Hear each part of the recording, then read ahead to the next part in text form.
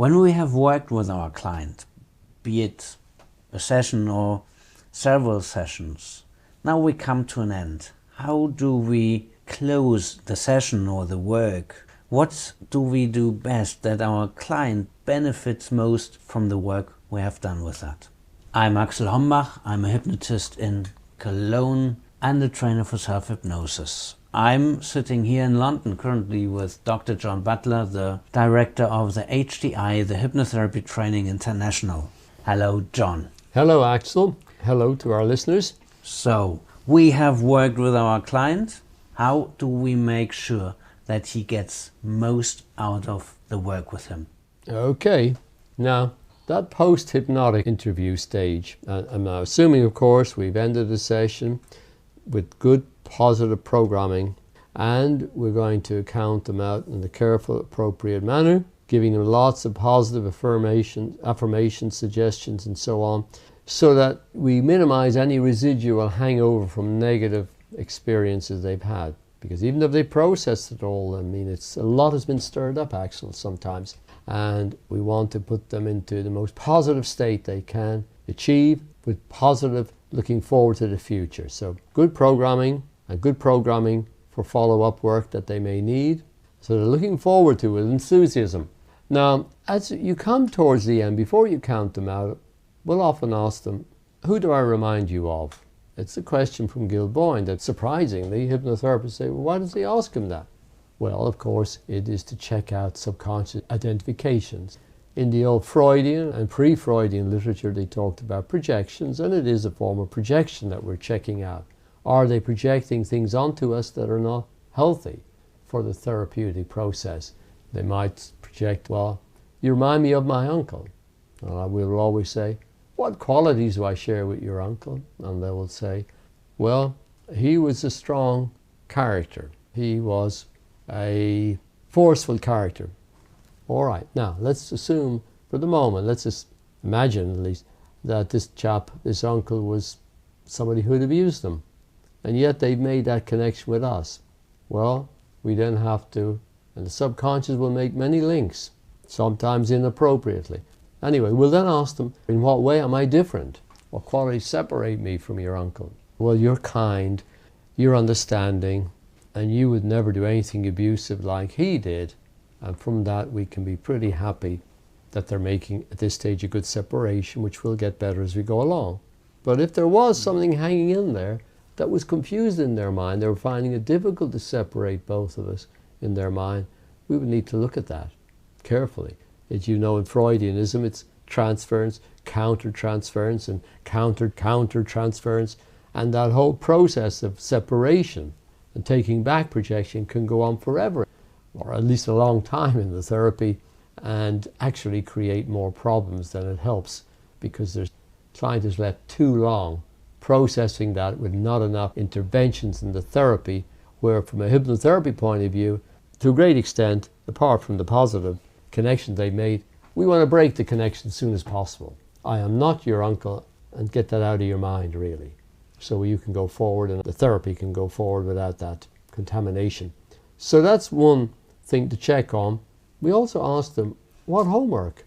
There is a video with Gil Boyne, the case of Bud, where Bud, the client, identifies Gil with his father, who was very abusive. Yes. And there you can see how elegantly he resolves that Absolutely. situation. From that, there's education.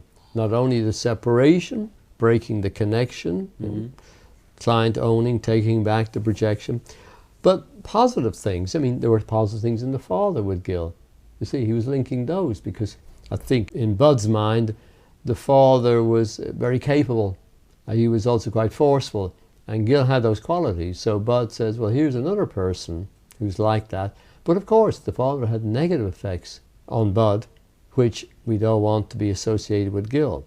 Of course. So not. Gil, as you say, used it very skillfully. The people have a lot of homework, usually things like, for example, now that I see my father more clearly, and a lot of what he did to me, he felt was for my good. He was pushy, he was critical, he wanted me to get on in the world, to take advantage of opportunities maybe he never had. Yet, so I know that he was misguided when he bullied me, mistreated me. So I can begin to forgive him. On the other hand, well, sometimes he was negative and critical for no good reason other than his own anger and, hostility to himself and other people. Okay, well, I can begin to forgive him, but I'm going to now take in all those positives that I now see he felt towards me. I begin to feel his love. I get out of being a bottomless pit. I begin to redevelop the relationship with the parents, who may be living or dead. There may be several aspects to that, by the way, that are important. We often do a Gestalt Prayers, it's called, which goes on to this, at the end of the day, I am I and you are you. Yeah, very powerful and useful tool. Absolutely. That's a part of really getting maturity and separation. To get us out of that, oh, I'm still waiting for my father to fix me, to correct the mistakes he made, the damage he's done me. Because many of our clients, at least, they're very much stuck, at least in the area of the problem, they're very stuck in a childish position, a victim position, rather than the strong adult role that they need to take in and inhabit and take that role. So they're saying goodbye. There's several other things. They usually happen earlier, but even at the very end, there may be a need to look at something where they're a little bit stuck. Usually, again, you'll have dealt with the impasse. In the case of Bud, there was an impasse. Even though he'd seen the positives now from the therapy with Gil in the previous session, and in the session he was now working in the second session, there was a part of his mind still staying stuck, wanting the father to love him before he would learn to love others or love himself. And as Gil pointed out that impasse and said, you need to face it. You need to essentially grow up and start becoming self-loving. Anyway, as you're about to count them out of the therapy and bring that session to an end with good positive suggestions for feeling good and good suggestions based around what they've revealed, you really are setting the scene for the future and getting commitment. Homework is part of that commitment to change. That's where I say you may begin to sense there's a bit of a block. Maybe if I say to them, well, now that you're learning about self-love, you're learning to empower yourself, tell me one thing or two things you're going to do different from what you've been doing to yourself in terms of undermining yourself and not giving yourself the best of life. Tell me one thing you're going to do. And then they may reveal, well, I can't think of anything. Now, that may be that they just need a bit of prompting, a bit of education, or they're still part of their mind holding back and needs a push. It's more rare for that to happen. And it doesn't mean therapy hasn't been very effective and successful. Remember, there's different parts of the mind here. And this part is the negative part maybe, or the very childish, oh, I don't know what to do, I'm afraid to take a risk and go out on a date, go out and meet people. I've been holding myself back these years, and now I've seen where I've been blocked. You've helped me, and I begin now to love myself. But to get them to do the homework is another little step, and clients need little pushes. When you work with homework, do you suggest homework that is related to what came up in the session, or do you bring your client to the point to suggest homework him or herself? Well, you see, I've asked them to suggest it in the first instance. You mentioned that, but I thought when they don't know what to do. Oh, yes, you can give them some prompting. I say, well, are you prepared to now take time out of your work life? Because you're working yourself to the bone, to death here practically. Are you prepared to give time for your own hobbies, special interests? Spend time for your relationships which are suffering? Or do you play your favorite music, or, as I've often said to people, or some form of artistic enjoyment, creativity they need to do for themselves to reverse the negative way they treat themselves. So we can make suggestions, give some guidance there. Preferably things come from them, and we check out the commitment when we suggest them, well, now, does this make sense? How about from now on you're going to take time for a round of golf or playing your favorite music every day? Is that agreeable to you now? Are you committing to that? So that next week we can check up on how you're doing, because you're getting commitment. Now, if their body language, if their non-verbal expression shows a bit of a lack of commitment, then you push onto that and say, all right, now let's look at how you're inhibiting your response here, how you're holding yourself back from taking power and responsibility, making change happen for yourself. And sometimes it's more minor. It's not that they really are determined to avoid change and stay in their secondary gains, which could be very self-destructive ones. It may be they just need a little bit of assistance, encouragement, a few more suggestions about confidence to go out on a date, or say, be assertive with their boss or wife or husband. So this is part of setting homework, getting commitment. Yeah, do you call it homework? Yes, very much so. It's a good word to use. We like it because for the client it means, okay, there's things I can do for myself. There's things that are beneficial. This therapist is interested in me. He's thinking about, or she's thinking about, things that I could do that would be helpful. So I'm grateful for that. There's another part of the mind may not like it totally. It says, oh God, it's like school. Homework. Yeah. I hate homework. I don't want to have homework. I just want to wait for everything to change by itself. No, so they're sometimes in mixed minds. But I've often said at the very beginning of this, well, with clients, and we say it in our training, in hypnotherapy, compared to most forms of talk therapy, standard psychotherapy, there's a lot more homework. And that's very empowering. There are things you're doing and you're seeing the benefits, feeling the benefits of it. You're playing your recording all the time. You read certain books. We give them books to read, recommend them get certain books which relate to the problems they've been having. That's called bibliotherapy. And we teach them that life is therapy, to go out and connect with life in a much more vibrant, fuller way. So that commitment to life, participation in life, living life to the full, it's very much a part of what hypnotherapy empowers people to do. So that's what you're doing, is you're concluding the session, really getting the commitment for that kind of work. Clarifying any lost questions or confusion might be in their mind. Check it out. Is that clear to you now? Are you okay with that? Are you ready to make that commitment? And so on. And make sure you get yes, yes, yes. Okay, in this case it's more closed questions than open questions. Absolutely. Closed questions, very important in therapy, in helping the client, in managing the session. The way it came across, it's also that you exert some pressure on the client.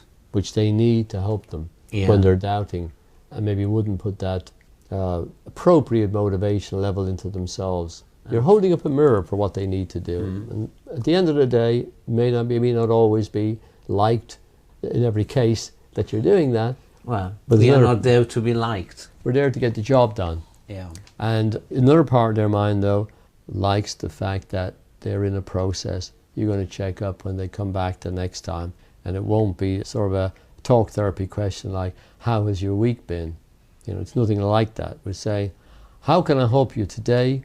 Meaning, from last week, what was happening, and is there a new goal, or you want more help with what you came up with? What was the first goal you came up with here?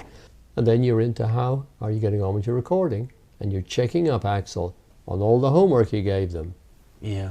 Well, my experience is that when I give them a recording, in 95% people say, I didn't find time to listen to it. Well, now we're really dealing with follow-up sessions mostly, but well, you didn't find time. Well, you can't lose time or make time or kill time. Yeah, where did you look for it? Yes, exactly, yeah. The fact is, it's your prioritization. You gave your time to other things, if you want to see it that way. You can only do things while what? Time passes. Yeah. Time is one directional, as Einstein and everybody else has observed.